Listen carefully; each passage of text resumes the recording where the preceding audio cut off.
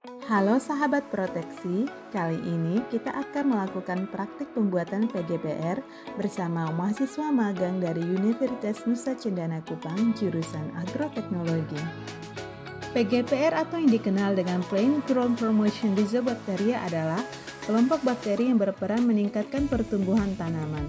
Berikut manfaat dari PGPR. Yang pertama, pemacu pertumbuhan atau yang dikenal dengan biostimulan.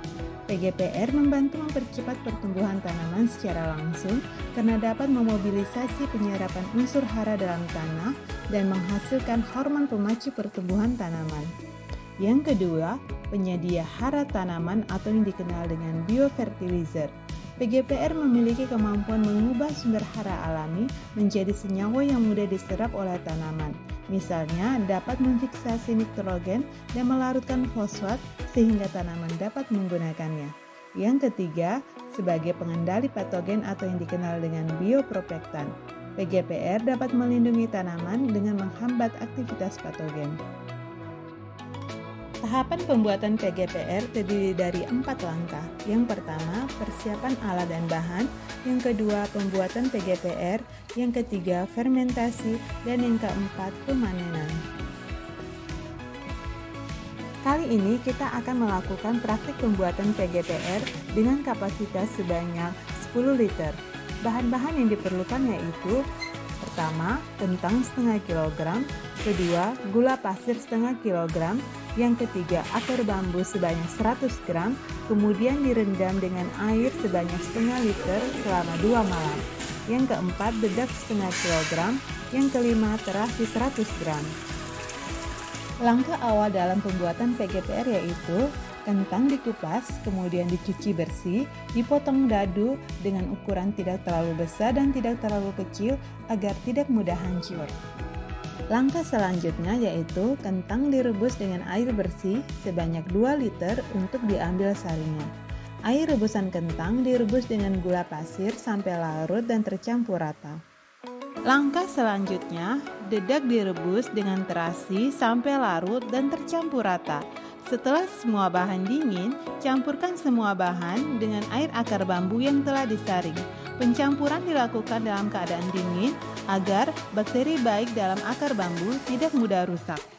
Kemudian, masukkan bahan dalam wadah yang bersih dan tertutup. Fermentasi dengan menggunakan aerator. Langkah selanjutnya yaitu melakukan proses fermentasi. Fermentasi dilakukan selama 7 hari. Adapun manfaat dari fermentasi. Yang pertama, proses fermentasi memungkinkan mikroba PGPR untuk berkembang biak secara besar-besaran sehingga jumlah yang cukup besar dapat dihasilkan untuk aplikasi pertanian. Yang kedua, selama fermentasi, PGPR menghasilkan berbagai metabolit seperti fitohormon, enzim, dan senyawa bioaktif lainnya yang bermanfaat bagi tanaman.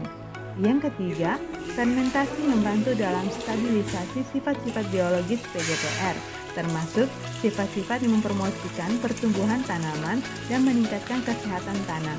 Yang terakhir, PGPR yang telah difermentasi cenderung memiliki daya tahan dan efektivitas yang lebih tinggi ketika diaplikasikan ke dalam tanah atau sistem perakaran tanaman. Langkah terakhir yaitu melakukan pemanenan. Pembuatan PGPR dapat dikatakan berhasil jika telah tercium aroma tape dan PGPR siap dipanen.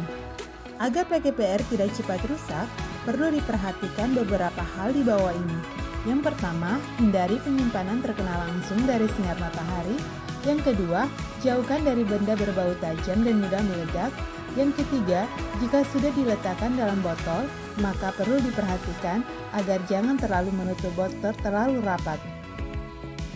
Usai sudah kegiatan kita kali ini. Sampai jumpa di lain waktu. Jaga pangan, jaga masa depan, salam proteksi.